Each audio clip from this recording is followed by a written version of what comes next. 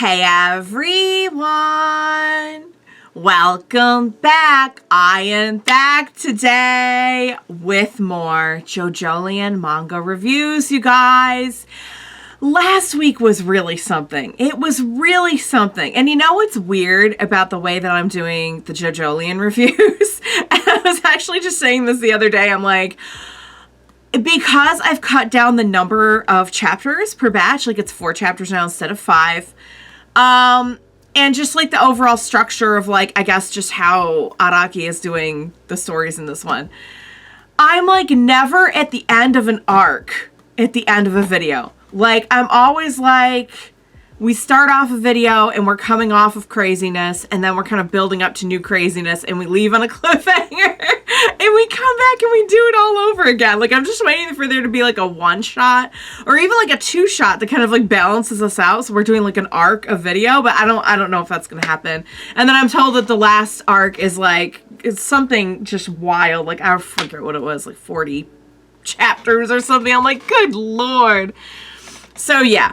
So anyway, guys, are you ready for more bizarreness today? I hope you are, because I don't think you're ready for, just don't get me started on today. Today is one of those days I'm like, oh dear God. Because like sometimes it's bizarre and sometimes it's like, get me away from here, bizarre. So before I get all into it, you guys, I do just want to say if you're joining me early today, you know exactly what that means. It means you are one of my awesome patrons. Thank you so very much. And you know what's coming next. It's those big old hugs right through that screen. And if you're joining me on the YouTubes, I am really happy you tuned in today. Thank you so much. I hope you will think about hitting like and subscribe for me. It helps me and my channel so much. It makes the algorithm happy. It makes me happy. It makes us all happy. And I hope you will consider checking out the link to my Patreon in the description down below. That also helps me a lot. Thank you so much. You get early access, full uncut reactions to, like, I mean, these are full and uncut, but you get full uncut reactions to things that would otherwise be edited for YouTube and all that good stuff. Thanks in advance for hearing me out on it. All right, you guys, where we left off, Yasuho's, she's in a bad way. She got affected by the stand. I think where we left off, Josuke had also stepped on, yeah, he had stepped on the origami. So we know at some point he's going to get affected. Yeah. The big standout stuff for me last time was probably the stuff with Johnny. And I'm still like, I'm still not over it. I'll be honest. Like, I'm still not over the stuff with Johnny because on the one hand, I just so admire that he actually, because we usually, I mean, I think, you know, like, we had Joseph and Jotaro. We got to see their stories a whole lot more. But, like, there are many cases where we either, like, we just kind of never check back in with that Jojo again, you know? So, like, on the one hand, I'm grateful he actually, like, went back and showed us, like, hey, this is what kind of happened with this one. But I just, like, I can't help but think, like, Johnny could have been, like, an old man when he died, you know? Like, you could have done it at any age. He literally could have just been an old man who had had a good life. It still would have been sad, but it would have been like he died young, like Jonathan. He didn't die as young as Jonathan. I mean, for me, like I said last time, what really got me was that line about, like, I'm glad I got to know you, George, and everything. Because it's like, oh, like, at least he got to meet his kid. He didn't get to see his kid grow up, though. It's so sad. It's so sad. But it was really nice to see Johnny one more time again, I guess, if you want to just look at it that way. I don't know why the heartbreak. I need to lotion my hands. I'm sorry. 'Cause my hands are getting crispy as I speak, because I'm getting so frustrated over this. So anyway, so kind of bittersweet to be able to see Johnny again, honestly. We had a whole new thing going on with Tsurugi and this whole new stand situation and how everyone's faces are looking like you can't differentiate them, and it's gonna get a lot worse before it gets better, you guys. I'm just letting you know right now with the whole face thing, with the whole Yasuho thing, it's gonna get a whole lot worse before it gets any better. So, all right, we have a lot to cover today. We have some stuff I really wish I didn't have to cover today. Ugh. All right, you guys. Let's jump into it. Chapter 25. Okay, so, well, where we left off last time, like, she's in the middle of, you know, she's in the middle of having this experience where she can't differentiate any faces. It's very terrifying. So, in chapter 25, she is tweaking. She's seeing everyone as, like, this one face. And it's not, it's, like, a very notable face. Like, it's not like, oh, this could kind of be, like, this is a generic face. It's kind of like a standout face. Like, it definitely makes an impression on you. So it's extra weird, you know what I mean? Even the faces on her yen bills are like all that face. And that's when she sees Tsurugi. And he's like, hey, you look thirsty. Need a drink? And she just grabs him and demands to know what he did. And so, again, she doesn't know. Like, one thing I had to remind myself, I was like, she doesn't really know anything about stands. She doesn't know she doesn't know about her stand. She doesn't, like, realize it's happening. She doesn't know anything. So she just thinks that he drugged her. And she's like, cut the crap. So he suggests that maybe the reason she can't communicate with anyone is, like, a problem within herself. And he even, like, goes as far as to, like, try to, like, psychoanalyze her and suggest, like, are you projecting your feelings onto Josuke and the Higashikata family? And I'm like, bro, listen up right now. Do not gaslight this girl. Like, no. I want to like Tsurugi. And by the end of this, you will like him a little bit better, trust me. But, like, at the same time, nuh-uh. We're not playing that game, little friend. We are not. So she drops the drink that he gave her, and it says Sesame Honey on it, which is the name of the cafe that she was supposed to meet Josuke at. So it's already kind of like, is that a drink from the cafe? Or, like, why would that say that? So she and Josuke actually pass by each other as she's on her way into a building that says, you know, the same text, Sesame Honey Cafe, all over it. So it's just like, it's agonizing at this point that they've been apart so long. It's really starting to bug me. So Josuke sees Tsurugi with one of his origami, and he recognizes him as, like, Mitsuba's kid, like one of the Higashikata family, and he's trying to remember his name, and he calls him Diamond and Heart first because it likens to the words Daya and Hato. And two of the other kids' names, those are two of the other kids' names. If you remember, Daya was the one that was all over him. Hato was the one who was like a model and was teasing Joshu. But I thought it was kind of funny because of Diamond is Unbreakable and Crazy Diamond, and also like the heart on part 4 Josuke's uniform. I don't know. I'm always looking for like ties to our OG universe, you guys. You know me. So Tsurugi tells him, like, you should just head home. And he's like, weren't you there in the room before? And I'm just like, sorry, are you referring to Kira right now? Because, like, we saw the uniform and everything in the room. So, like, we know at one point he must have been down there. Like, it's just, the whole thing is really weird. So then, guess who shows up? It's Joshu. Oh, hell no! Guys, you're gonna hate Joshu after this. You're gonna hate him as much as I do. Yes, you will. I promise you. There's like no redeeming. Oh my god. Okay, let's just go. So he's mad at Josuke for calling Yasuho on his phone, but Josuke doesn't even recognize Joshu because of the whole face thing and because now he's under the stand's influence. So Joshu grabs him and is screaming and swearing at him, and Josuke's just like, who are you? And Tsurugi recognizes that that's his uncle Joshu, but he's kind of like, whatever, I don't have time for this. So meanwhile, Yasuho realizes that the place she walked into is not the Sesame Honey Cafe, and it's actually like a record, like a CD store. But all the signs everywhere say Sesame Honey Cafe. So she actually like walks right in, like face plants into a glass door and gets all bloodied. I'm like, my girl, you're having the worst day ever. And then that's when she realizes all the text is looking the same too. It's not just the faces. Every text she sees says Sesame Honey Cafe. So she gets a call, and the caller ID just says Sesame Honey Cafe, and she's saying, like, please, I want to see you, hurry, because she thinks it's Josuke calling her, but she doesn't know what to do since everything looks the same. So she walks around outside and she runs into who she thinks is Josuke. Guess who it is, you guys? For the second time today. It's Joshu. So she thinks it's Josuke and she's hugging him and saying how like, I finally found you and I wanted to see you so badly and all this stuff. And that is the last thing you want to say to just an icky, slimy little stalker ick like Joshu. In a funny turn of events, this is like the only funny part of this, I promise you. In a funny turn of events, she actually calls him Josuke, but he mishears her and thinks that she's saying Joshu ski, like, I love you, Joshu. Those of you who know part 4 probably remember. I saw this comment. This is so off, like, the beaten path, but I have to say it.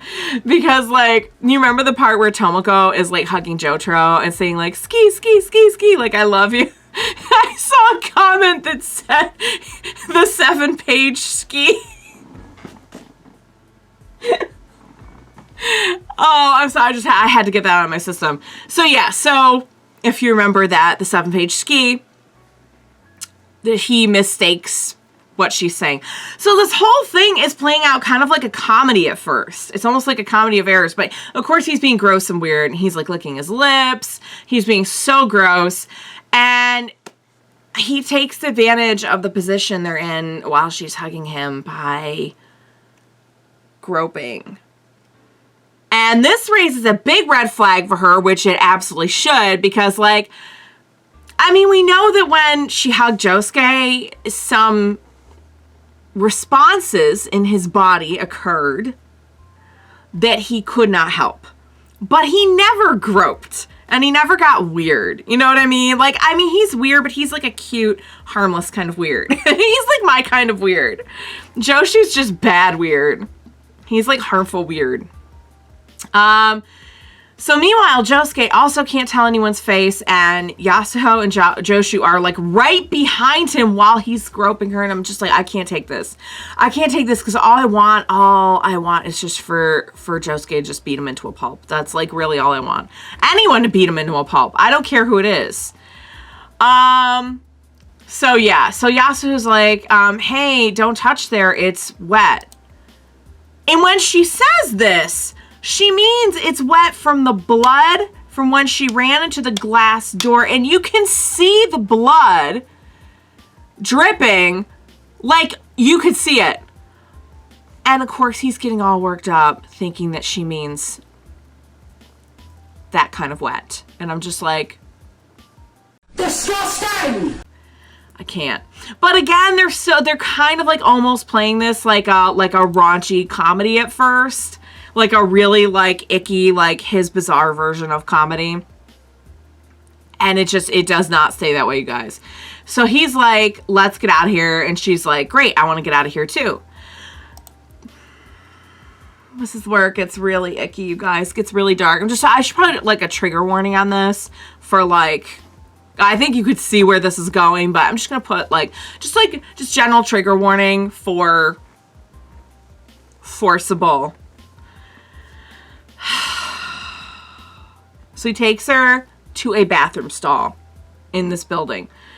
And she's like, wow. And I'm like, yeah, you should be questioning it. Guys, he actually pulls down his pants.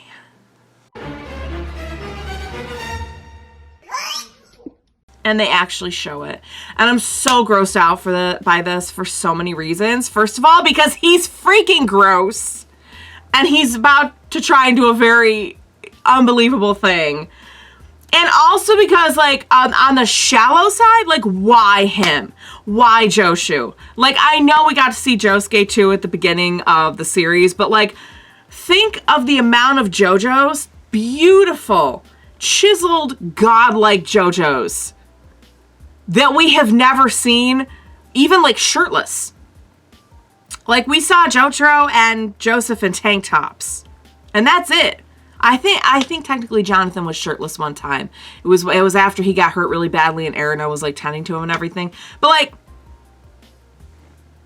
and yet we have to see Joshu's butt. You know what? I honest God, I'm gonna ask Leonie to just like put like a, I don't even want it on your guys' screens.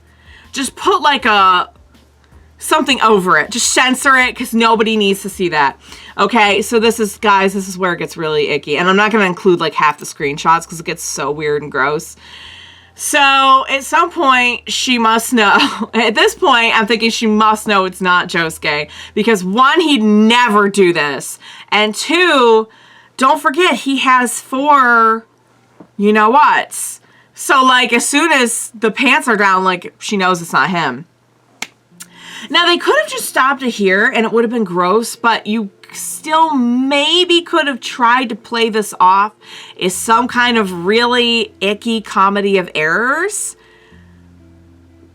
because he was misunderstanding the situation, but no, we didn't stop it here. I'm not showing any of this, by the way. He starts to reach for her clothes and essentially there's a struggle. And he's being such a creep and trying to like get her clothes off. And I'm just like, no, no. Like, why couldn't a rock have fallen on Joshu? Like, seriously? Can we trade a life here? Can we trade a Jobro? Like, I don't even want to call him a Jobro, but apparently he is seen as like a Jobro for this part. Like, can we just straight up ritually sacrifice, trade Joshu and like bring someone back, like bring Gyro back, and he'll just be in 2011 now, and he'll be like, it'll be funny, it'll be him trying to adjust to modern life, and we'll just send Joshu, just send him to hell where he belongs. I don't want it anymore, you guys. I don't like it and I don't want it. So finally she screams at him, "You're not Josuke." And when he hears that, he stops in his tracks.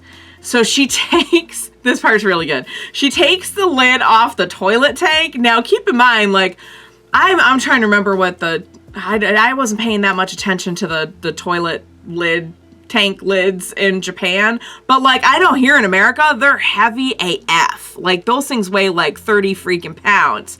She takes it off, and she just smashes his head in, which honestly is still way better than he deserved. It's still way better than he deserved. And see, if it were me, like, this is just me, and I'm not trying to criticize or anything, but, like, I would have, as soon as he, like, got her to the bathroom and was starting to be creepy, I would have just had her do the toilet tank thing then. And then it would have, like, it still would have been, like, it would have been awful because you know what he's thinking, you know what his intent was. But, like, just the showing it and everything. It's just, no. All right, guys. So he gets a little bit of justice over that. She runs out of the bathroom and the store and can't even make a phone call now because all of the keys on her phone just spell out the name of the cafe. She howls down what she thinks is a cop car and gets in. And I'm just, it's too much, you guys. I'm so sorry. I'm so sorry for this. It's actually a bunch of like thugs, like gang members, and they're trying to like force her to take pills, and they're being like really creepy. I don't think I included screenshots of this, but they're being creeping on her too, in like a very disturbing way.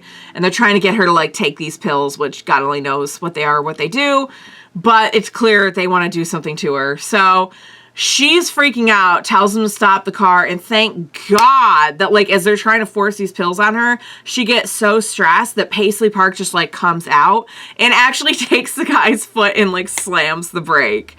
So everything in the car goes flying, and she's able to get out of the car. She's wandering around totally panicked, and her mom actually catches up to her. And for all the crap I gave her mom last time, like, her mom was just, like, cheesing me off so bad, her mom is actually apologizing here, and, like, she sees how she looks, because at this point, you know, of course, clothes are disheveled and torn, and just, oh my God, poor Yasuho. Oh, I just want to jump in there and just, like, beat the crap out of everyone who's trying to do something to her. But she can tell something's wrong. She's, like, actually worried. So, like, the mom is at least, like, I guess somewhat decent. at least in this regard. So Tsurugi appears and she asks him for help. Remember, he said, like, if you need help, just come get me. And she's like, please help me. So he takes her by the hand and tells her, let's go home, and I like you. And I'm like, Tsurugi, make this right, little friend, because make this right. So Josuke figures out that the attack is over because he can distinguish faces again, but he knows that the attack must have been meant for Yasuho. So Tsurugi gets Yasuho back to the basement and still wants, like, some of her hair. Remember earlier he was like, he needed her hair and stuff. He's a weird little guy. Like, I'm not gonna lie, but, like, at least he showed up when she needed him, and thank God. So meanwhile, you thought the weirdness was over, right? Someone is peeking in on them from another room. Finn, you guys. Finn, chapter 25. That was a rough one. I was not looking forward to that one because honestly, like, I feel like two things. One, Araki sensei has gotten much more comfortable writing any kind of more sexualized content, which on the one hand, I'm happy about because we do get, you know, like, I mean, this was our first, Josuke was like our first, that was like our first experience with any kind of nudity, really, that we've seen with a JoJo, and I wasn't upset about it, I'm not gonna lie. And he's also, I think, more comfortable writing, like, you know, things are a little bit more mature, romance, he's done a little bit more with, but I also feel like assault and attempted assault are like the new dog violence. And I don't know how to feel about that, you guys, because I really hate both of those things. I really wish I just didn't have to look at either of them. But I do feel like he's doing this as a way to try and get you so upset on this character's behalf, or get you to hate the person you're supposed to hate so much. Which honestly, much like the dog violence, it's super effective. It really is. I do feel like Yasuho is the new Lucy this time around. Like, there's just something about seeing her getting into it's so awful because we always have a situation where it's somebody who is more or less defenseless getting it. I mean, in Yasuho's case, thank God she actually does have a stand. She's just not super aware of it. Lucy, of course, didn't have anything until she got Ticket to Ride, which, you know, then became Love Train and everything for Valentine. But it's just, and even like Hayato from part 4, it's like we get these characters who like have no, and Anne and the orangutan. So you know what? Like he did write creepy stuff before. Like it's not like he didn't, but I just feel like this is much more. I feel like he's much more comfortable with a lot more graphic detail. And that might honestly just be because we're doing like seinen now instead of shonen, which is typically shonen is aimed more towards like teens or kids. Like, yeah, kids in the sense that like Harry Potter is like a kid's story. Like a lot of people of all ages enjoy it, but yeah, I think you know what I mean. Anyway, where was I going with this? I don't even remember.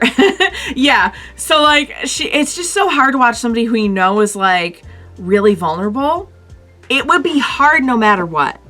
But watching someone who you know is like gonna have a hard time fighting back is like already at a disadvantage just makes it so much more like sickening. And it was really upsetting. So I'm sorry, you guys. I'm sorry we had to do that. I think Joshu should die. I think of all the, I'm serious. Like, think of all the Jobro deaths that were absolutely heartbreaking. I say let's trade Joshu. Let him be the sacrifice, and we'll get all the Jobros that we like back, and we'll just put them all in this part. And we'll have all the people we like around instead of Joshu. I just can't stand him. All right, you guys, so that's pretty much all I've got for that one. I think the stand is interesting. The fact that it's not just faces, it's text. And that's where I started to kind of like wonder exactly how it works, which we'll find out in a second. Because the face was just kind of like a face. but then the text was actually somewhere she wanted to go. So is it showing you what you want to see? Is it showing you just something on your mind? Is it like, I wasn't really sure. So chapter 26, you guys, we get an explanation for Tsurugi's stand, and it's called Paper Moon King. Shapes and objects become impossible to differentiate once you touch the origami, including like words and other designs. So I guess it's not really an answer to what I was asking, but it's an explanation at least for like, it can be anything visual, I guess, like most visual things. Okay, so they're back at the basement. Yasuho is finally calming down, and she's commenting on how, like, actually kind of nice the basement is. And Tsurugi just flings himself at her to apologize. He tells her he just likes her, and he wanted her to come to his room and all this stuff. But, like, of course, she doesn't even understand, like, what he's talking about. So he makes this, like, little pun about mushrooms. Out of just like stress, I guess. But I do love good puns, so I love good dad jokes. So he explains to her about stands, and that all the Higashikata family have them because of the wall eyes, but they like never talk about them to each other. So he tells her she probably has one too. He gives her phone back, and she says she's just really tired and she wants to get some rest. So she asks him really quick about like the room and why it was built. And he gets very serious and explains that every generation of the Higashikata family, the eldest son always gets ill when they turn 10 years old. And that the building was made for curing them. So he says it's going to happen to him too, even if he does dress as a girl. Because we know that like the whole like tradition of dressing them as a girl was to like ward off something. But there's like an actual illness involved now. So he says it's a disease that makes their skin become like rock when they die. And Yasuho immediately recognizes these symptoms. So, little aside, it makes sense that the Higashikata family was dealing with these because the first person we saw with it was Rina, who was Higashikata. But why Holly? Like, she's a descendant of Rina, but still for her to, like, be the only one of the Joestar line that got it, I'm, like, kind of curious. And at first I thought it was even going to be, like, oh, is this going to be, like, Holly is sick because she's manifesting a stand kind of thing? But, like, I don't think that's it because I think she already... Didn't we already establish, like, she must have a stand because she saw, Yasuho's? So, at this point, I'm thinking, like, if I hadn't seen Johnny take on the effects of Love Train on himself before dying, I think that maybe somehow, like, the disease that Rina had and then George got transferred to him somehow, like, kept getting passed down because of the corpse. But, yeah. I mean, it doesn't, though, because I don't think that Kira had it. Kira is Holly's son. But apparently it's being passed down in the Higashikata family. And I thought that maybe that was because of the corpse. You know what I mean? But I don't see why it would get passed down to, like, her brother's family. You know what I mean? Rina's brother's family because of the corpse. Unless it just happened to go to them. But, like, we saw it go to George, and then specifically Johnny took it on himself and sacrificed himself. That was the whole point. So, like, I don't think that's what happened. But I'm like, what the heck? So... he says their family found a way to cure it and explains that his grandpa and dad were the eldest sons too, and they both had it. So she asks like why they can't just go to a hospital, and he replies that the doctors say that they have no cure. And that's when she starts to connect it more to Holly. She realizes that Kira must have been trying to save his mother, and she starts to fall asleep. And of course, there's someone hiding in the room who initially, quite honestly, like, they look like they're wearing some kind of bondage suit. Like, they're not, but it looks that way at first. I'm just like, what now? What freaking now? So he's leaning over her and says, like, not soft and not wet either. And I'm like, oh, okay, it's just like a funny play on words because of Josuke's stand, I guess. And then he says he says it's better to be fun than hard right?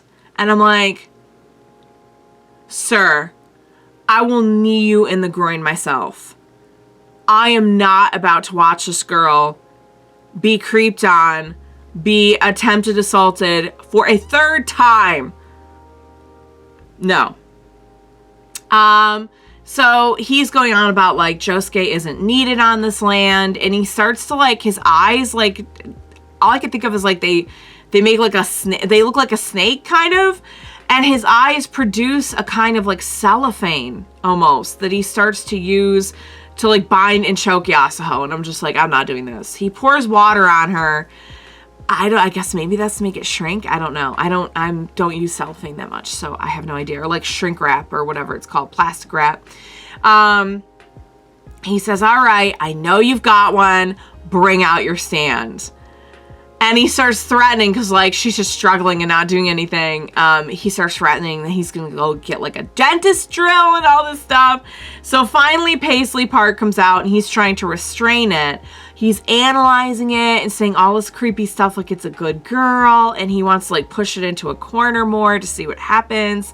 And finally it escapes. Like, and it goes and it finds Josuke, and I'm like, yes. So all of a sudden Josuke's like, oh right, when I was attacked, for some reason Tsurugi was there.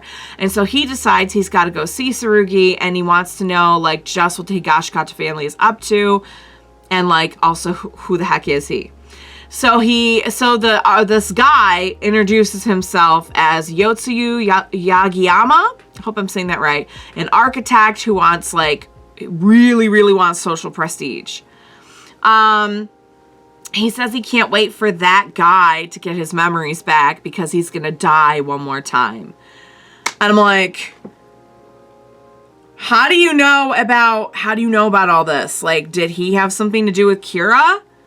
Because how does he know about the whole Kira thing and Josuke not having his memories and being Kira? But then he steps on an origami that turns out to be a banana origami, and he literally slips on a banana peel. So Yasuho takes that opportunity to get out of the basement and asks herself, like, who the heck was that? It wasn't anyone I've seen, like, around the Higashikata house. Finn to chapter 26, you guys. That one was... The big notable thing about that was just we have another attack. And I'm so done. I'm so done with it with Yasuho. Like, he really like Lucy'd the heck out of her. Cause I'm so sick of her just always being like the target of all this craziness and violence and everything. She learned about stands. I don't know if she fully understands all of it yet. But she at least now like knows the phrase. And that was about it for, basically Tsurugi, kind of helped her out. I don't know, is Tsurugi working with this person, or did this person just sneak into the basement somehow? Like, I'm kind of confused, because Tsurugi's like, I don't want to hurt you. I never wanted to hurt you. I like you. I want to help you, blah, blah, blah. He's a kid. He messed up by using a stand on her to a degree that it would, mess her up that badly. But he didn't want her to get hurt or anything. So I'm like, he's not working with this person, right? Or like, is he? Because how else would they get into the basement? Like, I don't know. So that's about it for chapter 26. We could just move on to chapter 27 because this one I think is a little bit longer and we have more going on in it. So we see Josuke get up in his room. He has an undershirt. I just wanted to point this out. He has an undershirt on. Like, you actually get to see what's under his little sailor uniform. And it looks like the shirt, the mesh one, that part 4 Josuke is wearing in the outro of part 4, where they say the lines like, I want to, I need to. And you get to see him like, he's like mouthing the words, and he's wearing like 2 different outfits. And one of them is like this mesh top. I think it's white. I think the one here is like blue. But I had to call it out because we literally never got to see Josuke wearing anything but the uniform, except for those 2 little itty bitty scenes where he's mouthing the words in the outro. And so like, it made a huge impression on me. So yeah, so there you go. So he sees Tsurugi running away with a bunch of groceries, like, out his window. He literally runs into Daya, who just, like, attacks him with a hug, and he asks her if there's anything on the other side of the house's garden. And he says he just saw Tsurugi go down there, and she's like, no, he wouldn't do that because his mama would yell at him. I guess there's, like, broken pieces of wood and stuff that haven't been cleaned up yet from, like, remember they had, like, an earthquake and everything there. So Norisuke asked Josuke how school was, and of course Joshu is there. I so wish he would just get hit by a car. Like Kira. Like, why can we not just transfer the Kira fate to him and just have him just... I don't know why. I just really don't like him. I mean, the last time we saw something like this, like, the people who end up preying on someone this way, preying on a girl this way, or anyone this way, like, usually end up dying fantastically. And I just want to know, like, where's my fantastic death for Joshu? Like, where is it? When am I getting it? Let me start the countdown. All right. So Joshu is there and has to cover for Josuke about the whole school thing since, you know, he ended up taking him to Shakedown Road instead. He makes up all this stuff about him being, like, on the basketball team already and, like, having gone to, like, this different base and everything. And then he starts going on about how he ran into Yasuho and he took her back to his place for some lovin'. And he does the dado again. And I'm like, don't you dare. You will not dishonor Kakyoin that way again. The first time, I was grossed out. The second time, I'm like, how dare you? How dare you? Like, please, somebody just kill him. So Josuke, of course, is really mad about this. Because, like, yeah. And the dad notices that Joshu's kind of off because he's saying things about, like, he's like, since when does basketball have, like, bases and stuff? That's like baseball. And the dad notices his head is, like, really swollen, and Joshu vaguely recalls, like, going into the bathroom the day before and, like, not remembering anything that happened after that. And I'm just like, still better than he deserved, but I'm glad that he at least has lasting, long, like, lingering, long effects from it. So Daya's laughing about how, like, oh, now we have 2 people in the house who lost their memory. Lol. And I'm just... oh my god. So Josuke's overlooking the outside of the property. He notes that the broken off parts are next to the lone pine in the spring where, like, he starts to having memories. It's surrounded by the walleyes. And he was actually buried underground. So he's just kind of, like, notating where all this is. And I just thought that was interesting because, like, we have stuff with the pine now in the old newspaper article. The walleyes are definitely doing something. Like, all of this is connected. So he spots Tsurugi and wants to question him about Yasuho since he never heard from her. He's running and he hits his head on, like, some fruit that are, like, hanging low from this tree. And that's when Norisuke shows up. And he tells him, Josuke tells Norisuke that he's going to follow Tsurugi. And quite frankly, like, this whole family is suspicious. And so are you, sir. And I'm like, that's fair. They have been super sus. So, he says he has some questions, and Norisuke is just like, okay, go ahead, ask away. And Josuke's kind of surprised by this, but Norisuke's like, well, I have to protect my grandson. So I'm like, okay. So Norisuke says, but first, I just want to say that even though you may have questions, like, I see you as my son. And I'm like, wait, what? And Josuke is just like, I honestly don't even know if you're telling the truth. And I'm right there with him because I'm like, last time we kind of saw him in a situation, he was being shady and he was, like, telling Yasuho not to come back. And now I don't know what. Now I don't know what to believe. He says he knows. Oh, so Josuke says that he knows that Norisuke and the whole family have something to do with his past and with Holly's illness. He just asked him point blank, like, did you kill Kira?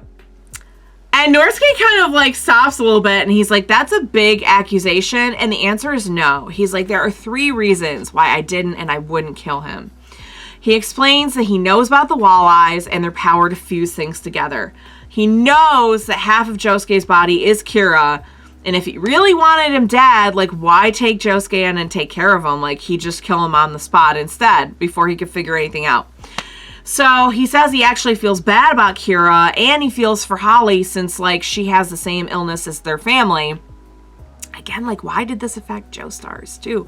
Like, it's a different line. But anyway, he's worried for his grandson, who is he's going to be getting this soon as well.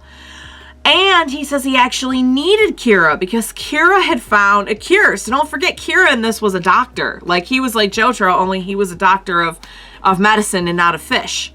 No disrespect to a fish doctor. Still a totally cool kind of doctor. Don't get me wrong. Oh, I got this beautiful new Jotaro figure. I'm going to try to remember to show it. I have so much new Jojo stuff.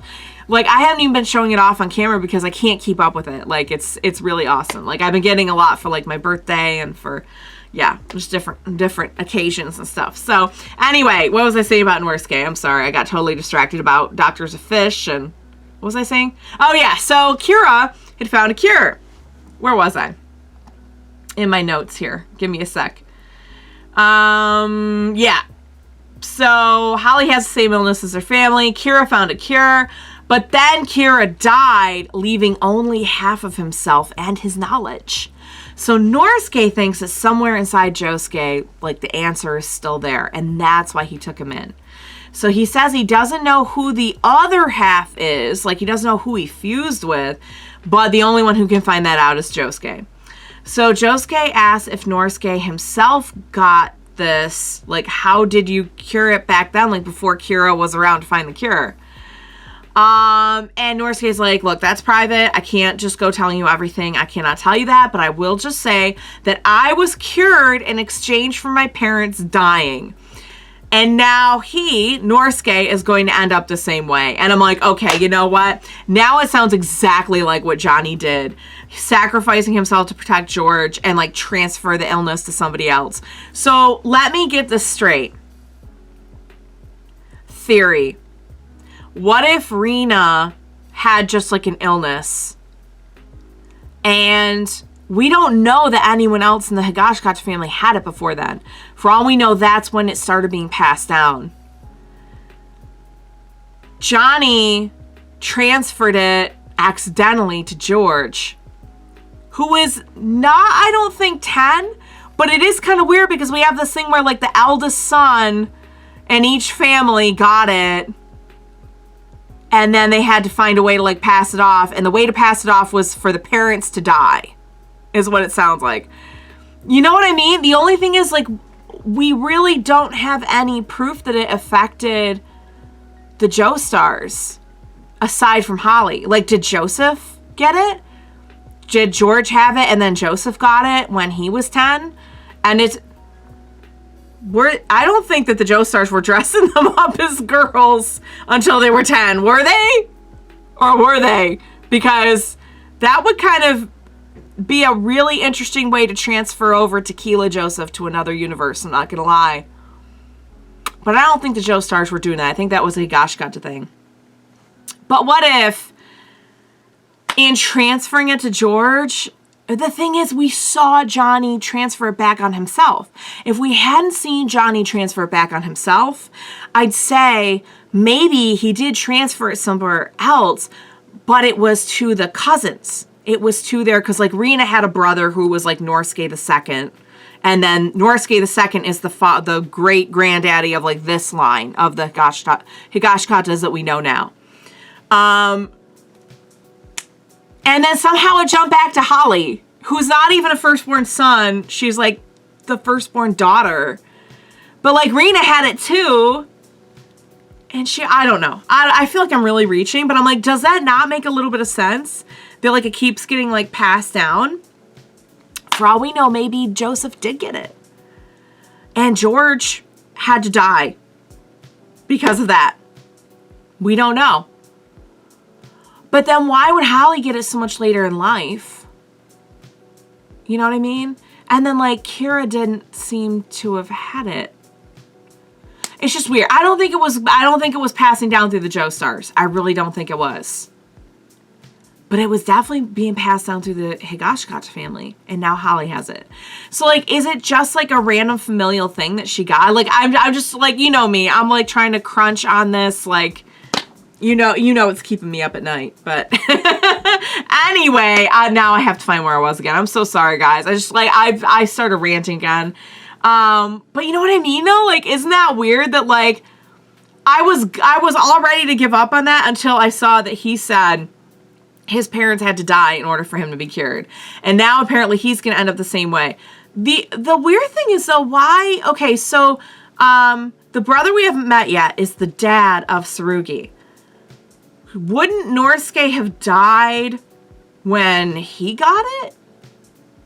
And wouldn't it be the dad now who's dying for Tsurugi? Maybe, I don't know. I think I'm trying to, like, draw a way too linear a path with, like, way too little information. So anyway, switching gears, Norisuke's just like, Yasuho is Joshu's girlfriend, right? And Norisuke's like, I don't get it, but okay, because I think they were talking about, I think he had mentioned something about Yasuho. Josuke had. And he's like, why are you so interested in her? And he's like, I don't get it, but okay. So Josuke says he's going to go find Tsurugi, and Norisuke says, I'm going to go with you. And Josuke's like, one more thing. What is your stand? And he explains that he was attacked by Tsurugi's stand. And Norisuke's like, what? I don't understand. But his description of Tsurugi's stand is right. So Norisuke's like confused. So Norisuke explains that he's a fruit seller and he imports them, but he also grows them. So what he had was like destroyed in the earthquake, like what he had on his land, but they have this basement that was used for research and storage of trees. So they both suspect that Tsurugi is down there. So Norisuke's fingers start to turn into puzzle pieces that emerge from his hand, and he says he'll give Josuke this glimpse and, like, that's it. I'm not going to say anymore. But he gives these hilarious examples of, like, how you wouldn't tell.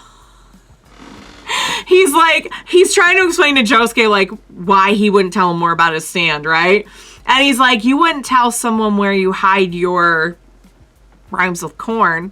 And he's like, he says, like, you wouldn't show your a-hole to people, so don't go showing them your stand either. And I'm just like, this is the best way of describing this, but it instantly made me think of part 5, because part 5 was like the first one where people were really trying to be careful about like not letting on what their stand was. And it was like, it was really emphasized, I feel like, in part 5 more than any other part, that like, you have to be really careful just showing your stand to anybody, because you know, like, once somebody knows how that works, like, that can be bad for you, like, strategy wise. And like, so I was just trying to like picture, like, can you imagine if like anyone in the Bucci gang had been so eloquent as to put it that way? The only one I can think of putting it that way would be Mista, honestly. Like, I cannot picture Bruno saying like, you wouldn't show your a-hole to somebody, so don't show them your stand either. Then again, though, Bruno could be a little weird, because Bruno did the tongue thing, and that was a little bit weird, but I can't, he's just so, like, there's something so regal about Bruno, like, I can't picture it. I don't know, it really made me think of, like, part 5 and the part 5 gang, because they were the first ones that I can really remember that were like, whoa, we don't go just, like showing our stance to people, okay? Like, it's, you wouldn't show them that, so show them your stand, okay? Such a good quote. Such a good quote. It's you know what? It's not quite eat, you know what, fall off your horse, but it's still really good. It's still one that I would have on a cross stitch. I'm not gonna lie. So while they're doing all this, the architect person from before sneaks up behind Josuke. Josuke turns and there's nothing there but like a bunch of flower pots. But he says he definitely knows someone was there. And Norisuke's like, this is my property, like, I would know. But Josuke explains, like, even though this is your property, something weird and dark is going on here. After all, like, Kira just died here. So, like, yeah, I think there's some things you're not aware of, sir. So Josuke notices there's something really off about the scenery. And then they both realize it's the flower pots. And Norisuke says, oh, now that you mention it, I think they're slowly moving towards us. And Josuke's like, no, they're accelerating. Run! Use a Joestar secret technique. But the pots are already up on them, and they start attacking them. So all the shattered pieces are like stuck to them, and they realize they're going to be crushed by these broken pieces, and this architect is just watching, saying, well, looks like you're going to die a second time. Finn to chapter 27. This was a really good one because, again, this one really got, like, my juices flowing about the whole, like, what is going on with, like, this family curse thing. And it's so interesting because I feel like in the original universe, the curse was Dio. Like, Dio was the one who was following them throughout every generation. And I'm like, I don't know what's worse, an illness or Dio. I don't know. Neither one is ideal, but dang, guys, yeah, so we have this, like, I don't know exactly how it works, but we have this really interesting, like, almost like family curse of, like, this illness that's hereditary, gets passed down, but only, like, I mean, it's definitely like a curse, though, because it's only getting passed down to certain people, you know? If it was, like, a hereditary illness, I mean, I know it is, technically, but, like, it's also like there's some Stan nonsense involved here. You know what I mean? Like, this is not just like oh, like I have this in my family. Like I might just, you know what I mean? I'm predisposed. No, this is some Stan BS right here. And I don't know if it has to do with the corpse.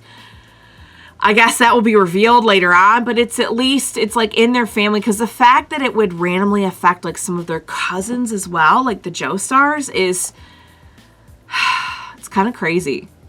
And I'm still not exactly sure, like, how all that's working. But it is really, really interesting. And now I'm convinced now more than ever that it does have something to do with the whole incident with Johnny. Because, like, why would the parents be able to, like, absorb it? Or why would the parents have to, like, die in his... I don't know. Maybe I'm reading way too much into it. It's very possible. But, Norisuke is coming off like a real one in this one. I'm not gonna lie. He, in the past, has been, like, kind of weird and off-putting, and I didn't really know what to make of him. I kind of wanted to like him at times. He was kind of, like, sweet and goofy and almost had kind of like old Joseph vibes. But I really didn't think I could trust him, and I think Josuke was in that position in this one as well. But from everything he's telling me, like, I don't know. I can be very naive and impressionable, so I don't know if I should just, like, put my trust in him right away. But he said he's making sense. Like, he's making sense that, like, look, my grandson is going to be going through this, and, like, I'm going to have to absorb it. I'm going to die if we don't get this cure, and, like, he's going to be ill if we don't get this cure. So, like, I have a vested interest in wanting you to be okay and wanting you to get your memories back, because I believe that you have, like, at the very least, on a practical level, it makes sense. But him kind of, like, also saying, like, I feel, because don't forget, like, Kira would have been, like, related to them. Like, not, like, very distant, but... And I don't think the two families were super close. I don't get that idea. I could be wrong, but, like, I don't get the idea that the two families were, like, remain that close. But they were family, you know? Like, so technically that already kind of makes Josuke family, just even biologically. I am really curious about who the other person could be. I started wondering if maybe it has something to do with the baby that washed up. Because, like, that's the only thing I can think. I don't know how else that connects, the baby thing connects into the story. Unless it just doesn't. Unless it's, like, an Araki forgot kind of thing. But, like, I mean, obviously it's not the baby, but, like, would it be someone from their line? Like, I have no idea. I really don't. But that's... I would not be surprised if that happened. If, like, the person that they took in, like... had something to do with, because I just, like, when I first pictured the whole, like, Josuke being fused thing, I kind of just figured it was someone that looked and somewhat acted like our Josuke now, and just, like, fused with Kira, and or, like, was more or less just, like, the person we know, and then fused with Kira. But now it sounds like they were definitely, like, two totally different people, and it does kind of leave me wondering, like, who the heck was the other person? And is it going to be, like, a twist reveal thing of, like, something, like, some hint of... First I thought maybe it'd be somebody we knew, you know, like, from the other universe, and they would, like, revamp a character for, didn't I say I said Rohan because he's obsessed with Rohan. I don't think it's going to be Rohan, but... Now I'm wondering if it has to do with that baby that washed up on their property. So I don't know. But anyway, getting back to Norisuke, like he's actually coming off like kind of decent in this one. So all right, guys, next one's super short, and then we're gonna wrap up for the day. Chapter 28. So they have all these fragments of the flower pots on them. They're being attacked by flower pots, you guys. You know, just like if it sounds weird to you, just stand back a little bit and remember this is JoJo's Bizarre Adventure. Of course they're being attacked by flower pots. Like, yeah. So Josuke's trying to use soft and wet, but they're still getting wrecked by these fragments. He can't get them free, but somehow like Norisuke manages to get himself free of the fragments. And Josuke's still kind of like not sure he can trust Norisuke. So he's trying to help, but Josuke's resisting because he's still thinking like this might be kind of like part of their plan or something, which, you know what, like, to be fair. And now we know Josuke is sweet and goofy and cute, but he does have Kira in him too, who is basically like a combination of Kira and Jotaro. Super pragmatic. From everything we know about Kira was like, he was very Jotaro-ish, honestly. So like, it doesn't surprise me that sometimes like Josuke does not mess around and he doesn't always trust people. So, but it does make you wonder, was the other person like a super cute, happy sweetie pie? That like, it would just like, they would just combine and make, and make our Josuke. So anyway, yeah, so they're getting attacked. Norisuke reassures him that he's not trying to hurt him. He doesn't know why Tsurugi would be involved in something like this. So apparently Tsurugi is involved in something. Like, I just thought maybe the guy just got into the basement somehow. So Norisuke can't drag Josuke away because he's too heavy with all these flower pots on him. So Josuke uses soft and wet, and the bubbles, like, they finally manage to do it. They finally get free. So they're free, and they see Tsurugi pop his head out, and he tells Norisuke, like, this has nothing to do with you, Grandpa, just go home. And Norisuke's like, oh, no, you don't. And he starts marching over to him, but Josuke's, like, trying to stop him. Like, Tsurugi says that, like, hey, look, I'm the one that's sick. Just leave Josuke and go. So, like, apparently Tsurugi is in on this, like, to attack Josuke for some reason. So Norisuke starts marching over to him. No, I already said that part. Josuke is trying to get Norisuke to tell him if he knows who is doing this. Like, who is the stand user behind this? And Norisuke's like, no, I don't. But I can tell you one thing. This person definitely has something to do with Kira's death. Which I was thinking from all the dialogue anyway. So Josuke is saying he has to go save Yasuho. And Norisuke questions him again about, like, that's Joshu's girlfriend. You know that, right? And, like, he's asking if Josuke likes her. And Josuke's like, you know what? It's not actually what you're saying. No, that's not right that she's Joshu's girlfriend. And so Norisuke's like, oh, so it's unrequited love on your part? And Josuke's like, you know what? Whatever. If you want to say that, go ahead. So they decide to try and sneak into the basement through this other hatch that exists. And Norisuke tells Josuke, look, you know, you're wrong in thinking that you have no one in this world because you have me and, like, I'm here for you. And I'm like, Norisuke, are you kind of a real one? Because I would love it if he turned out to be a real one. Honestly, like, everything about the Higashikata family so far has just been like, you're really weird and off-putting sometimes, and other times you're just kind of like cute and charming, and I just kind of want to hang out with you. You know, except for Joshu. I hate him and he should die. But yeah, like the other ones, it's kind of like, you know what? There's something a little off about you, but I'd hang out with you, you know? Which is, honestly, you could describe a lot of the Part 4 characters that way. Like, it's not like Yukako was super well-adjusted in every single way. But, like, by the end of it, we know, like, okay, but you're cool. Pretty much. So, I thought that was really sweet from Norisuke. But then our sweet moment gets cut off because the hand sneaks up on Josuke and touches him again. And Norisuke notices the scenery is changing again. And he thinks he actually might have gotten his leg touched too. And they keep hearing this sound. So finally they find out that the sound is a rolling chestnut. And I'm like, of course it is. Of course flower pots and chestnuts are attacking us, because of course they would be. So then they notice there's a whole bunch of chestnuts coming towards them. And Norisuke tells Josuke to run. And he's trying to get him away, but one of the chestnuts comes flying at Josuke, and Soft and Wet, like, instinctively catches it in his hand and breaks it open. And that's when we see that now there are little spikes and chestnuts like sprouting all over Josuke's hand and arm. And Norisuke just starts screaming and like pounding on the hatch door like, Tsurugi, open it up, let us in. Fin to chapter 28. So that was a really short one. Unless I missed some of it, but I don't think I did. So again, Norisuke is being kind of a real one. I love the banter about, you know, Josuke liking Yasuho and Yasuho being Joshu's girlfriend and everything. And he cannot be more wrong about that, but it is kind of cute to see like Josuke try and field those questions from him and be like, not quite, but whatever, you know? So, it's just kind of cute that like, it's cute on the one hand, and on the other hand, it's like, oh, okay, this is kind of indicative of a larger issue with Norisuke. They're like, there's a lot of things going on his property that he has no idea about, and they're just kind of like happening under his nose. And, like, some things he's super sharp on, and other things are just kind of like happening, and he's like, huh? You know, he's kind of like your typical dad, you know? It's like there's all this stuff going on, and he's like, what's going on? What's this? What's it? It's like, never mind, Dad. Just go do your thing. Go. So, yeah. I do wonder what happened to the mom in this family. I wonder if the mom took... Oh, would that work? I wonder if the mom took on...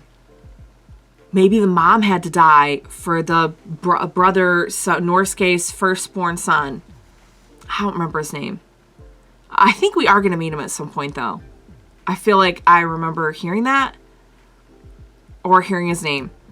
But anyway, maybe the mom had to die. That's an interesting thought. Or maybe I may just be reading way too much into this. I don't know.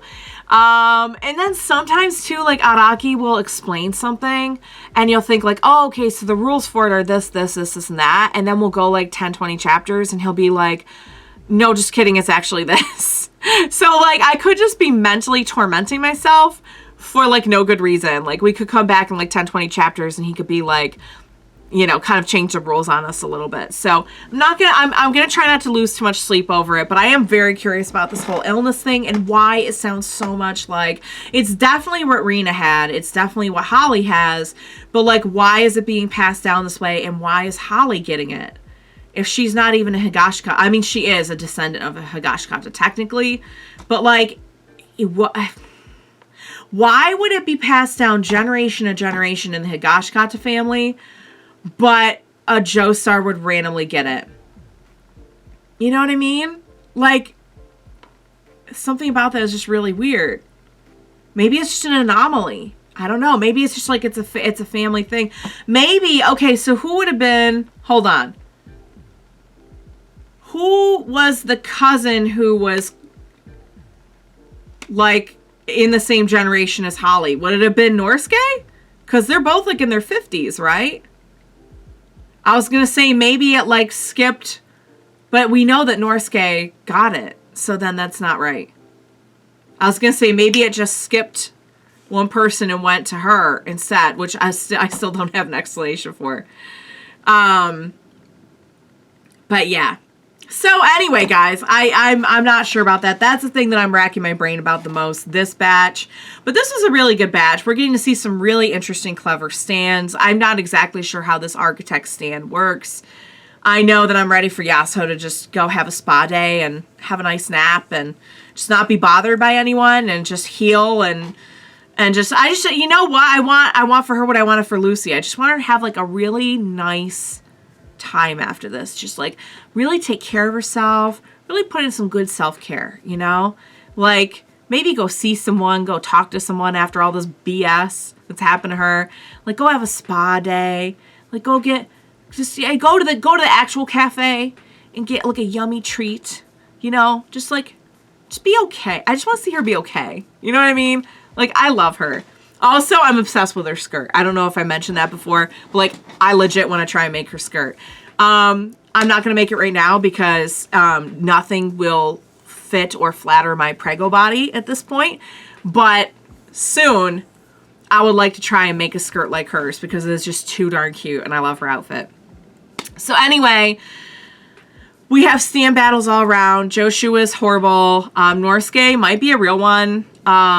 it's kind of looking that way. We have a lot more fodder for like the mystery of what the heck is going on with the whole Joestar Higashikata illness thing. Yeah. And we also have some interesting, like who is this? Is this the person that killed Kira? This person that we're encountering? Like, because they know Kira died. They know that Josuke is a fused version of him. Like, why do they know so much? I don't know. And even Norisuke was like, yeah, this person definitely has something to do with Kira's death. Here's a question. Is there somebody who doesn't want the Higashikatas to get that cure? Is there somebody, is there an enemy of this? Maybe the baby that washed up ended up being like maybe it was like a Dio thing. Maybe ended up being like an enemy of their family. And maybe there are some people out there who do not want the Higashikatas to get this cure. And that's why Kira was killed. Because it's weird that like he found the cure and then literally just got killed. Like, that seems a little fishy. And if it wasn't that, I mean, it wouldn't be them because they would benefit from the cure. But if it wasn't the Higashikatas, then like, who the heck was it? So, yeah. I'm very curious, you guys. The mystery is getting better and better. The plot thickens. Of course, we have just kind of interesting, crazy, bizarre stuff all around. So yeah, guys, that was the batch for today. I'm really looking, I have not read ahead. I am now current. The last one I read was 28, so I will let you know next week what the heck we have to look forward to. And hopefully it will not be quite as icky and disgusting as some of the stuff we did this week. And it will just be, you know, hopefully it'll just be like super happy fun and not weird. I can't even say that with a straight face, you guys. We all know what we're in for. We know what we're reading. Come on. We've done this for how many parts now? So, all right, you guys, I hope you enjoyed watching along with me. As always, thank you so much for joining me today, or I guess I should say reading along with me. Please be sure to join me next time. Who knows what is going to happen next? I'll definitely need your help. And we will read it together. Bye for now, guys.